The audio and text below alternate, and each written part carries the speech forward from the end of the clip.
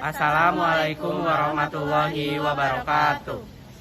Kami dari kelompok 1 akan menjelaskan tentang materi Al-Quran. Adapun poin-poin penting yang kami akan sebutkan yaitu pengertian dari Al-Quran itu sendiri, isi kandungan dari Al-Quran, perilaku mencerminkan keyakinan tentang kebenaran hukum Islam Al-Quran, serta informasi terkini dengan pandangan menurut sumber hukum Islam tersebut. Di sini saya akan menjelaskan pengertian tentang Al-Quran. Al-Quran berasal dari kata qoro'a yakru'u qira'atan Qur'anan, yang berarti sesuatu yang dibaca atau bacaan. Al-Quran adalah kalamullah yang diturunkan kepada Nabi Muhammad SAW. Menurut sumber lain, Al-Quran adalah wahyu Allah yang diturunkan kepada Nabi Muhammad SAW melalui malaikat Jibril sebagai petunjuk bagi umat manusia. Surat yang pertama diturunkan oleh Allah SWT yaitu surat Al-Alaq ayat 1-5. Disusun dalam Al-Quran, surat yang pertama adalah surat Al-Fatihah dan diakhiri dengan surat An-Nas. Selanjutnya saya akan menjelaskan isi kandungan Al-Quran. Para ulama mengelompokkan hukum yang terdapat dalam Al-Quran menjadi beberapa bagian, yaitu menjadi 2 bagian. Yang pertama yaitu akidah atau keamanan, dan yang kedua yaitu syariah atau ibadah. Akidah atau keamanan adalah keyakinan yang tercancap dalam hati, adalah terkait dengan keimanan terhadap hal-hal yang gaib tercantum dalam rukun iman. Yang kedua yaitu syariah atau ibadah. Syariah ibadah ini mengatur tentang cara ibadah yang baik berhubungan langsung dengan Sang Khalik atau Sang Pencipta, yaitu Allah Subhanahu wa Ta'ala. Yang disebut ibadah mahdah maupun berhubungan dengan sesuatu makhluknya yang disebut dengan ibadah ghairu mahdah. Ilmu-ilmu yang mempelajari cara ibadah dinamakan ilmu fikih.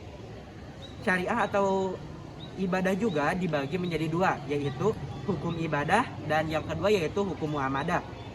Hukum ibadah adalah yang mengatur bagaimana sebenarnya melakukan ibadah yang sesuai dengan anjuran Islam. Hukum ini mengandung perintah untuk mengajarkan sholat, haji, zikir, zakat, dan sebagainya. Adapun hukum muamadah yaitu hukum mengatur interaksi manusia dengan sesamanya, seperti hukum tata cara jual beli, hukum pidana, hukum waris, pernikahan, politik, dan sebagainya. Saya akan menjelaskan poin nomor 3. Sebagai sumber hukum Islam, Al-Quran memiliki kedudukan yang sangat tinggi. Al-Quran merupakan sumber utama dan pertama sehingga semua persoalan harus merujuk dan berpedoman kepadanya. Selanjutnya saya akan menjelaskan poin keempat, yaitu perilaku yang mencerminkan keyakinan tentang kebenaran hukum Islam Al-Quran. Yang pertama itu tidak menggunjing orang lain, selalu mengamalkan isi kandungan dari Al-Quran, yakin dan percaya bahwa Al-Quran adalah firman Allah, yakin dan percaya bahwa isi Al-Quran sudah pasti benar dan tidak ada satupun ayat yang bertentangan dengan akal pikiran. Poin yang terakhir yang saya akan jelaskan yaitu mengenai informasi terkini menurut sumber hukum Islam, yaitu sumber hukum utama Al-Quran diturunkan sebagai petunjuk bagi umat Islam dan peringatan sekaligus pelajaran bagi kita semua selaku umat Islam. Contohnya yaitu Indonesia banyak pejabat-pejabat yang korupsi uang rakyat. Menurut pandangan sumber hukum Islam, Al-Quran menjelaskan orang mukmin agar melaksanakan amal dan pekerjaan mereka dengan cermat, jujur, dan ikhlas karena Allah Subhanahu wa Ta'ala. Baik pekerjaan yang bertalian dengan urusan agama maupun pekerjaan yang bertalian dengan urusan kehidupan duniawi. Pernyataan ini adalah makna dari surat Al-Maidah ayat 8. Dengan demikian, mereka dapat sukses dan memperoleh hasil balasan yang mereka harapkan. sekian yang bisa kami sampaikan. Mohon maaf bila banyak kesalahan maupun kekurangan.